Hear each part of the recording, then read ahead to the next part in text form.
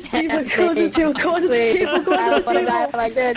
Crouching, go to the Help table. me, please. Crouching, go to the table. I'm trying to. I'm running. I'm Oh my crouching, god, the I'm fucking. monster!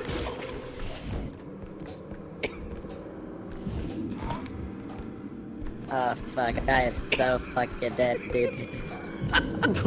What did I do? Oh no!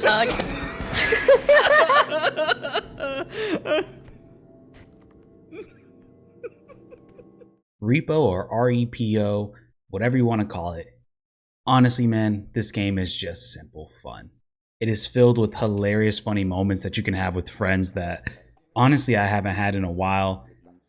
And it is one of those games I like to consider as gaming snack food. It's one of those where there's not much to it. It's very simple, but it's simply fun.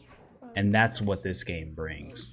So if you don't know already, Repo is a co-op horror game released on Steam. It is an indie game and it is inspired by the likes of Lethal Company, but it kind of takes what Lethal Company did and added to it and made it a little bit more different and put their own unique twist on it that honestly in its own right has made it a little bit more funny and just fun to play. They added a physics mechanic where essentially you have to use physics and understanding how to lift certain objects and not touch things because as you touch these things, it loses value.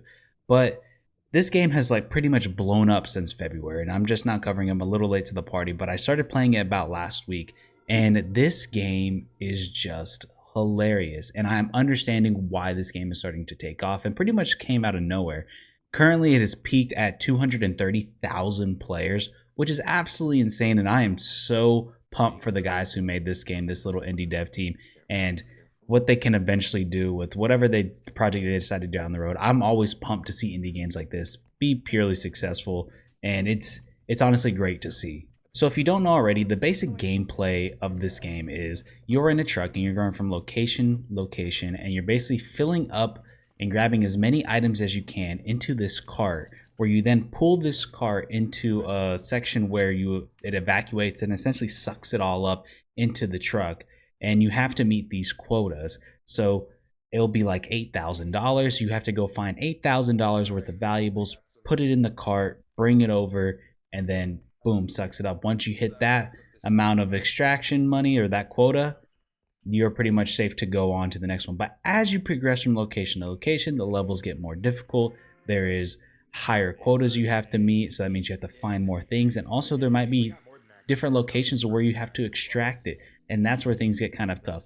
Meanwhile, while you're trying to do this, it is pitch black and there is monsters floating around that you have to pretty much avoid. You can't really attack them. There's some small things you can do like have bombs and things like that, but the gist of the game is pretty much you have to hide from these monsters. It is like a hide and go seek type of situation. But also too, the big part of this game is that you play this game in game chat. So it kind of has like this walkie-talkie type sound, and your voice moves along with this voice of the character. So it's pretty funny. So as you're seeing your friends talk or play, you're seeing their mouth move as well, and yours is doing the same. But not just that, the monsters in the game can hear you. So the louder and that you are, the more ruckus you make, and the more you're talking to each other, the monsters are going to hear you and come closer to you. Also, too, it's proximity chat. So as you walk away from your teammates or your friends or whatever, you start to not hear them. They slowly fade out to the point where you can't hear anybody. And also, too, if they were to die and the monsters catch them, you can't hear them anymore. Now, you can revive them. So after the monsters attack them and eat them, you can pretty much pick up their head, take it to the extraction point alongside the quota or all the valuables that you have, put it in there with them, and once it extracts it and it opens back up again, your teammate's there. So you can bring players back. But pretty much once you meet these quotas, you get back to the truck, you fill out the, you press the button, and then pretty much boom, gone, and you're going on to the next level.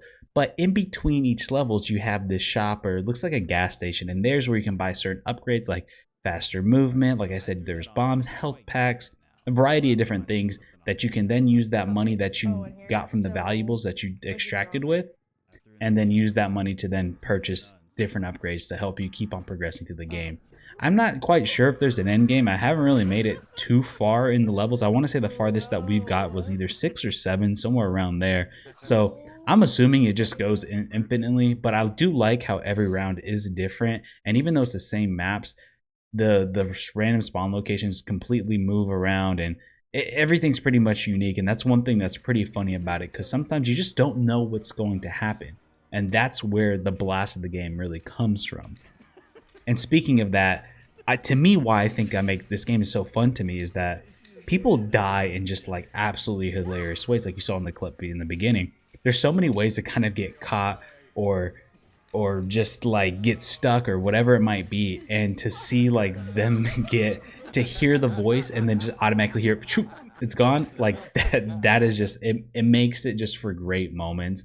And that's what just makes it so much funnier. And then it has like different built-in things like voice changers, or like the items break. Even something as simple as the items breaking, like you're carrying this big, like almost looks like a fax machine or printer or whatever it might be, and you're working with 3 other of your friends to kind of lift this up and try to fit it into the cart, but then it falls and it loses $5,000, and then it might ding the wall and hits another 3, and then by the time you get back, it's like, oh man, this thing's already down to like a value of $1,000, and it originally was 15. And that part of it can just kind of make it hilarious. And then also too, the spectating. Sometimes I love watching this game is just watching my friends play and watching them kind of progress through the level. Like that alone is just sometimes can be even funner than playing. So, you know, the general goal is just you try to do better each game. So it kind of incentivizes you to like, all right, we can make it farther this round. We can make it farther this time.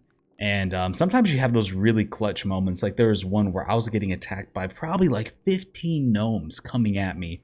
And I just had, luckily we already meet the quota and everything. I just needed to survive and get back to the truck. So I was getting pegged left and right. I had barely any health left.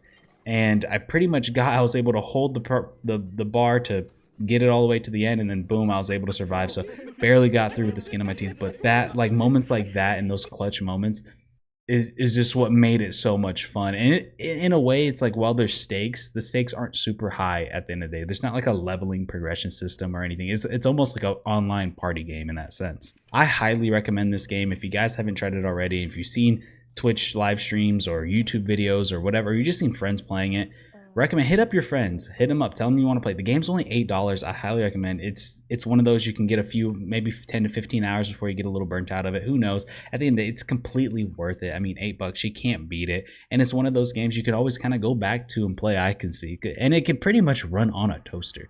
It don't matter if you have an old laptop or too bad it doesn't have it on the phone, but I guess that's probably for the best. But you can pretty much run it on anything. I mean, the game, as you can tell by the graphics on the screen, it's not the most demanding game, similar to Lethal Company in that sense.